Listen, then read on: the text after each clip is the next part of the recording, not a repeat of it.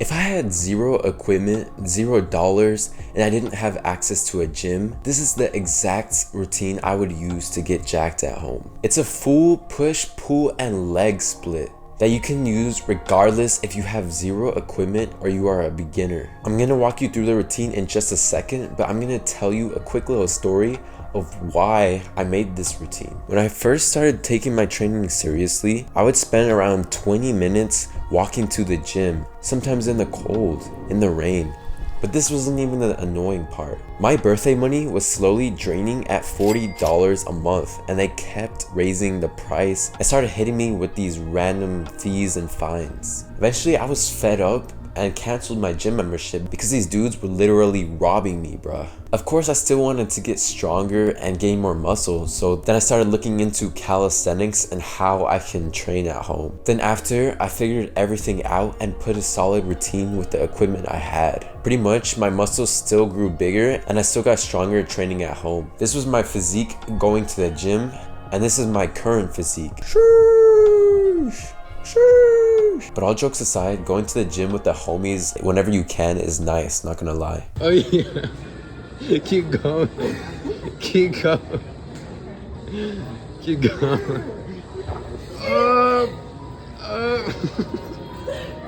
But it's not essential for getting jacked and getting into shape. So if you're in a position like I was where you can't go to the gym because it's too expensive or you don't have a ride, don't worry, I got you. I'm gonna show you this minimalistic routine that you can use to get jacked right in your bedroom. So let's dive right in. The routine we're gonna be using is a push-pull leg split. Push day is where you target your pushing muscles like your chest, triceps, and shoulders. Pull is when you target your pulling muscles like your lats, your biceps, and forearms. Leg day is when you hit all of your lower body. Ideally, you wanna train at least for 3 days a week. To start off push day, we want to do push-ups. They target your chest, tricep, and shoulders. If push-ups are too difficult, I recommend that you start with knee push-ups or even incline push-ups. If you can do over 20 reps of push-ups, then I recommend that you stuff heavy things in an old bag and use it for resistance. Usually heavy water bottles or heavy books could work, but you can also do decline push-ups, which make the push-up even harder. Since we are training for hypertrophy, which is muscle growth, you generally want to choose a progression where you can do 8 to 12 reps. So if you feel like 12 reps of knee push-ups are too easy, then you would just switch to regular push-ups. If you can't even do 8 knee push-ups, then I would recommend going to an easier progression like incline push-ups or even wall push-ups if you need them. The second exercise you want to hit on push day are pike push-ups. Pike push-ups put more of an emphasis on your shoulders but also hit your triceps. These are a little bit more difficult and require a lot more shoulder strength, so you're gonna have to build up to them.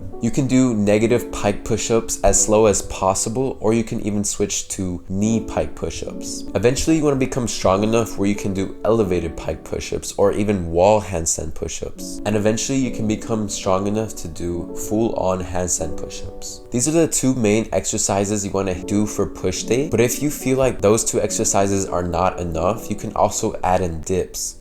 The easier variation of dips are bench dips, and the harder progression of dips is adding more resistance, so you can use the weighted bag again. Dips mainly focus on your triceps, but they also hit your chest and even shoulders. If you don't have dip bars, you can find like 2 chairs, or you just have to be creative and find some place to do dips. To get a strong core, I recommend that you throw in 1 to 2 of your favorite core exercises at the end of your upper body workout. For push day, I like to do planks and mountain climbers. Core exercises are great because they will strengthen and even condition your abs. It will also help you improve at many of bodyweight exercises because your core helps with stability. That sums up a solid push day. So now let's go on to pull. To hit your lat muscles, the best exercise would be a pull-up. The pull-up mainly hits your lats but also your biceps and forearms. But not everyone has access to a pull-up bar. So if that's you, don't worry, I got you. Another exercise you can do to target the lats are rows. You can use an old backpack stuffed with heavy things. You're not gonna know the exact amount of weight that you added, but just make sure that it's enough for you to feel the burn in your lats. And make sure to train both arms because you don't wanna have any imbalances. The other exercise is bicep curls. Not everyone has dumbbells laying around, so you can also use your old bag to do these. If you have enough weight you can put in your bag, bag, you can do both arms at the same time, but if you don't have enough, you just train one arm